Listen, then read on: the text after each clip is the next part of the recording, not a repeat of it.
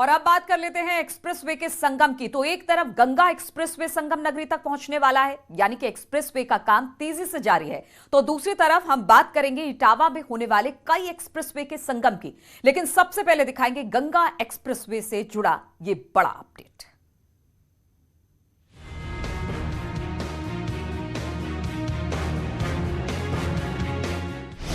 सबसे बड़ा एक्सप्रेसवे, विकास का सबसे लंबा पथ,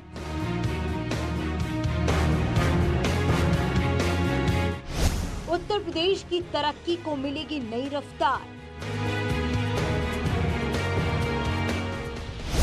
594 किलोमीटर, 12 जिले,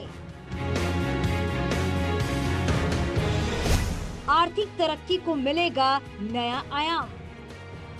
विकास के पथ पर जिस रफ्तार से उत्तर प्रदेश आगे बढ़ रहा है, राज्य में सड़कों का निर्माण भी उसी रफ्तार से हो रहा है। अब मेरठ प्रयागराज गंगा एक्सप्रेसवे के निर्माण की तैयारी तेज हो गई है। कैबिनेट मंत्री नंद गोपाल नंदी ने दावा किया है कि एक्सप्रेसवे को तय समय से पहले कुंभ मेले तक पूरा कर लिया जाएगा। देखिए, अभी तक हम लोगों ने जितने भी काम अपने हाथ में लिए, चाहे पूर्वांचल हो चाहे बुंदेलखंड हो, निश्चित रूप से गंगा एक्सप्रेसवे भी टाइम से पहले, जो हमारा टारगेट है उससे पहले हम लोग चाहते हैं कि कुंभ में लोग गंगा स्नान करने आएँ तो उनको सुविधा। कुंभ लाखों लोगों की आस्था का विषय है और आस्था से आप जोड़ रहे हैं गंगा एक्सप्रेसवे को, चूंकि लोग उस पर भी चल करके आएंगे, बन के तैयार हो जाएगा। तो आपको याद होगा, आदरणीय मुख्यमंत्री जी ने, हम सब ने गंगा में डुबकी लगा करके वहीं पे कैबिनेट में ये फैसला हुआ था और निश्चित रूप से अगले कुंभ तक उसको होने देंगे। 18 दिसंबर 2021 को पीएम मोदी ने गंगा एक्सप्रेसवे की नींव रखी थी, जिसका निर्माण अब रफ्तार पकड़ रहा है। बीते 4.5 वर्षों में यूपी में चाहे पूरब हो या पश्चिम, हजारों गांवों को नई सड़कों से जोड़ा गया है। हजारों किलोमीटर नई सड़कें बनाई गई हैं। अब आप सभी के सहयोग से, उत्तर प्रदेश सरकार की सक्रिय भागीदारी से यूपी के विकास का सपना अब साकार होता दिख रहा है। गंगा एक्सप्रेसवे करीब 594 किलोमीटर लंबा होगा और यूपी के कुल 12 जिलों से होकर गुजरेगा। एक्सप्रेसवे निर्माण में 56% से अधिक क्लियरिंग एंड ग्रबिंग का कार्य पूरा किया जा चुका है। यही नहीं, एक्सप्रेसवे के लिए लगभग 6,966 हेक्टेयर यानी कि 94% से अधिक भूमि का अधिग्रहण किया जा चुका है। सरकार का लक्ष्य जनवरी 2025 तक एक्सप्रेसवे के निर्माण को पूरा करना है।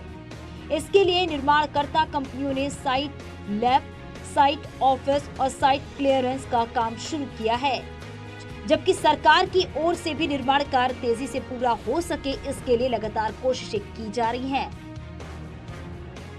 Bureau report, news 18।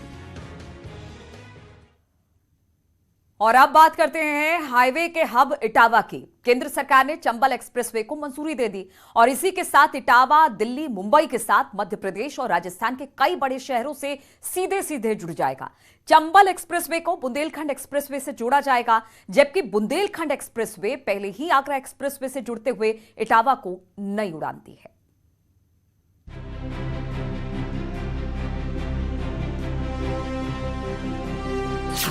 यूपी का सबसे वीवीआईपी जिला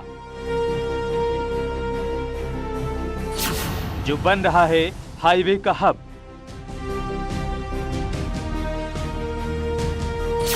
जहां हर मोड़ से गुजरते हैं एक्सप्रेसवे। इटावा चारों ओर से चंबल से घिरा यह जिला कभी खूंखार डाकुओं का गढ़ था। सरकार ने इसे हाईवे के हब में बदलने की तैयारी कर ली, क्योंकि इटावा को चंबल एक्सप्रेसवे से नई पहचान मिलने वाली है, जबकि बुंदेलखंड एक्सप्रेसवे पहले ही इटावा के सफर को आसान कर चुका है। लाभ भी मिलेगा, व्यावसायिक मिलेगा, रोजगार मिलेगा, तो लोगों में एक बड़ी खुशी तो है ही, और ये बहुत बड़ी क्षेत्र के लिए भी उपलब्धि है। ग्रीनफील्ड चंबल एक्सप्रेसवे जैसी नई परियोजनाओं के पूरा होने से इटावा कई शहरों से सीधे कनेक्ट होगा, जिनमें कोटा, मुंबई और चित्रकूट से भी सीधे सड़क मार्ग से एक्सप्रेसवे के जरिए जुड़ जाएगा। चंबल एक्सप्रेसवे की कुल लंबाई 417 किलोमीटर होगी। जानकारी जो मिली है वो लगभग 400 किलोमीटर है ये चंबल एक्सप्रेसवे, और 8,800 करोड़ रुपए का लगभग अभी बजट की जानकारी मिली है। चंबल मुझे लगता है कि 6 महीना के बाद ये चंबल एक्सप्रेसवे का काम प्रारंभ हो जाएगा। चंबल एक्सप्रेसवे की प्रस्तावित परियोजना इटावा को क्रॉस कनेक्टिविटी प्रदान करेगी। स्वर्णिम चतुर्भुज दिल्ली कोलकाता कॉरिडोर के साथ उत्तर दक्षिण कॉरिडोर से जोड़ेगा, जो आगे जाकर पूर्व पश्चिम कॉरिडोर के साथ जुड़ता है। इसके अलावा दिल्ली मुंबई एक्सप्रेसवे से होते हुए कानपुर से कोटा तक वैकल्पिक मार्ग भी खुलेगा।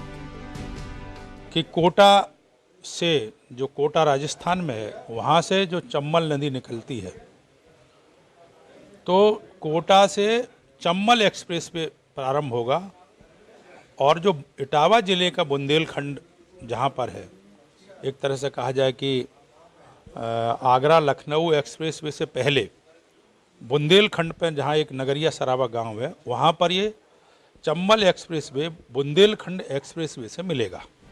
प्रस्तावित चंबल एक्सप्रेसवे मुख्य रूप से चंबल क्षेत्र में आदिवासी समुदायों और दूर दराज के क्षेत्रों में रहने वाले गरीबों के लिए एक गेम चेंजर हो सकता है, क्योंकि ये इलाका देश के सबसे पिछड़े इलाकों में शुमार है।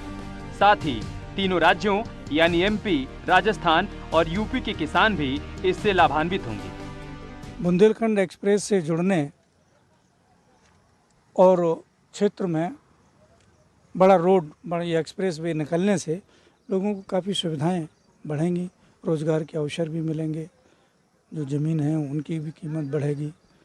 तो ख़ास तौर से ये कि चंबल के किनारे रहने वाले जो लोग हैं वो अति गरीब दयनीय स्थिति में गुजारा करते हैं, उनको इससे जो है कुछ लाभ और बढ़े।